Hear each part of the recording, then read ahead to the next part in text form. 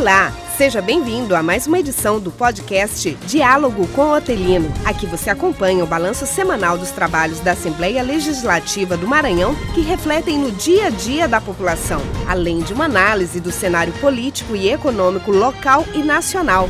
Confira! Desvio de dinheiro da educação em Monção. Neste domingo, o programa Fantástico da Rede Globo denunciou a possível fraude no censo escolar na cidade de Monção. Algo vexatório para todos nós, não só para quem milita na política de Monção, como eu, mas para todos os maranhenses. Nós nos sentimos envergonhados com o que foi exposto nacionalmente. Criança de 1 ano matriculada em creche, sem a creche existir.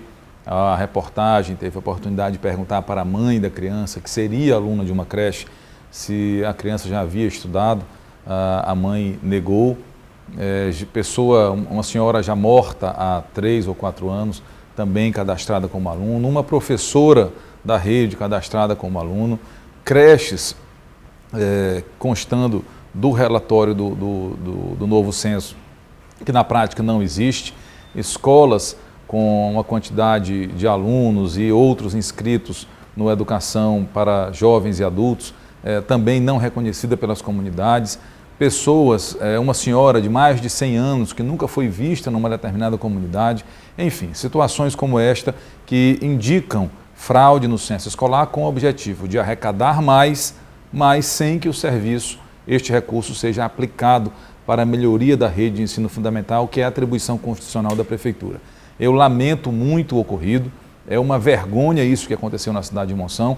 Aliás, o que disse a reportagem do Fantástico, nós já sabíamos há algum tempo. Essa denúncia foi feita há alguns meses nos órgãos de controle, na Polícia Federal, no Ministério Público Federal, no Ministério Público Estadual, na Controladoria Geral da União, para que essas instituições tomassem as providências de acordo com as atribuições de cada uma.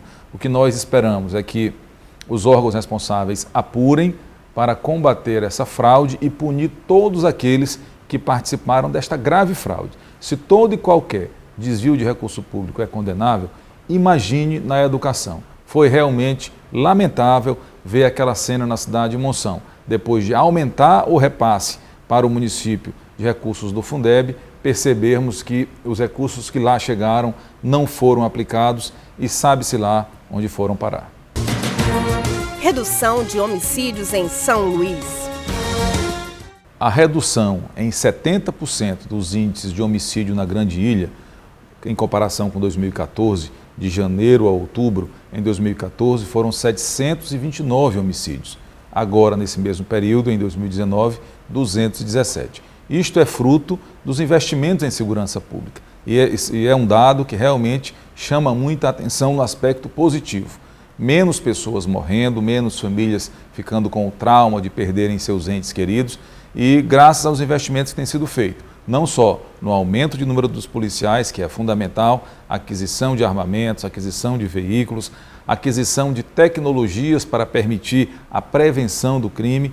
Esse é um dado que registra bem este novo momento, porque passa de 2015 para cá a segurança pública do Maranhão. Claro que esse número que agora foram 217, precisa diminuir mais ainda, mas nós sabemos que esses homicídios que ainda existem em São Luís, eles são grande parte associados ao tráfico de droga, que também tem sido combatido como prioridade. O que nós esperamos é que esses e outros indicadores continuem melhorando. Volta do AI-5. A declaração do deputado federal Eduardo Bolsonaro ameaçando a edição de um novo AI-5, ela é absurda e, na minha avaliação, quebra de decoro parlamentar. Eu sou sempre muito cuidadoso quando falo na possibilidade, quando falo na questão da quebra de decoro. Mas quando um deputado federal, que compõe inclusive o Congresso Nacional, defende a reedição de um ato que fechou o Congresso Nacional, que retirou garantias individuais, que permitiu a prisão arbitrária, que inclusive foi responsável pelo sumiço e pela morte de pessoas que discordavam do sistema. Isso é muito grave.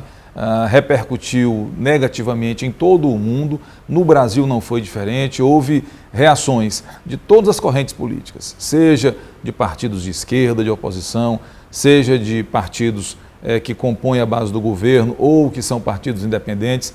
Os presidentes das duas casas parlamentares, tanto o Senado Federal quanto da Câmara dos Deputados, protestaram quanto à fala infeliz do deputado federal. O que eu espero é que, primeiro, o deputado federal pense no que diz, porque nem tudo o que ele diz pode e deve ser verbalizado.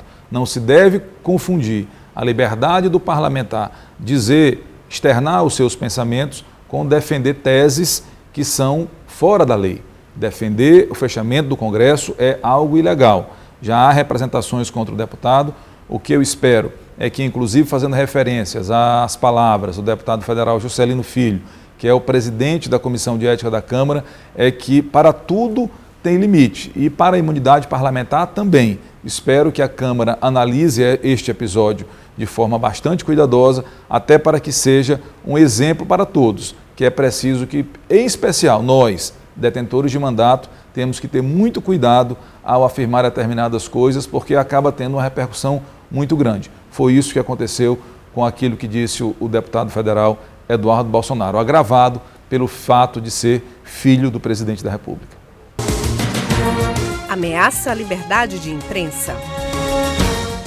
Assusta o destempero do presidente da República, em especial quando é questionado sobre assuntos que o incomodam. A citação que houve no possível envolvimento no caso da morte da vereadora Marielle foi uma repercussão muito acima do tom. Se ele se sente injustiçado, é natural que reaja de forma indignada, mas não de forma a ameaçar veículos de imprensa. Mesmo reconhecendo que em alguns momentos pode haver excessos, e isso acontece mesmo, e é natural a indignação de quem se sente vítima, nós não devemos ameaçar a liberdade de imprensa. A sinalização do presidente da República de que uma determinada emissora de TV, no caso a Rede Globo, pode ter a sua concessão indeferida por conta da dificuldade de relacionamento que tem com o presidente, é grave. Para ter uma concessão, é preciso cumprir pré-requisitos legais. Se a emissora atende a esses pré-requisitos, não cabe ao presidente analisar se vai renovar ou não. Ainda mais porque esta concessão ela é feita pelo Congresso Nacional. O Poder Executivo cuida de suas atribuições e essas concessões passam pelo Congresso Nacional. Preocupa a forma frequentemente arbitrária com que trata o presidente, excedendo das suas prerrogativas. O presidente ele tem a prerrogativa de comandar o país, mas ele não pode deixar de aceitar as críticas, deixar de aceitar a oposição e mesmo as denúncias. A forma como o presidente da República interveio no caso da investigação do Ministério Público pareceu muito com obstrução de justiça. Por exemplo, mandar buscar a gravação para os entendidos do assunto, para os especialistas, passou a impressão de que ou ele obstruiu a justiça ou andou no limite de promover esse tipo de obstrução, o que é crime.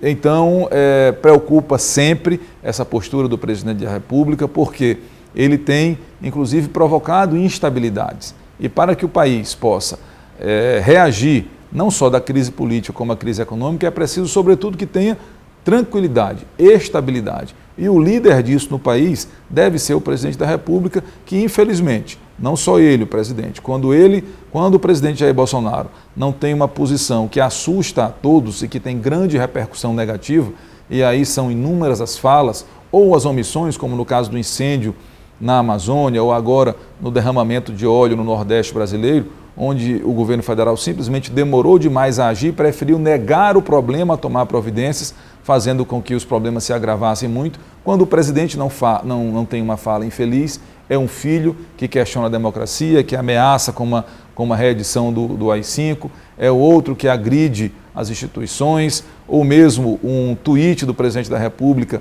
questionando ele fazendo a figura de um leão e instituições sendo as hienas que queriam atacá-lo.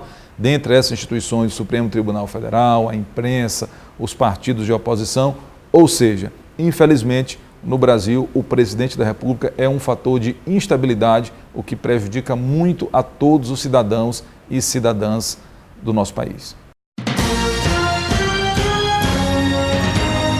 Esta foi mais uma edição do podcast Diálogo com Otelino. Os programas ficam disponíveis no Spotify, SoundCloud e nas demais redes sociais do presidente da Assembleia Legislativa do Maranhão, o deputado Otelino Neto. Não perca a edição da próxima semana.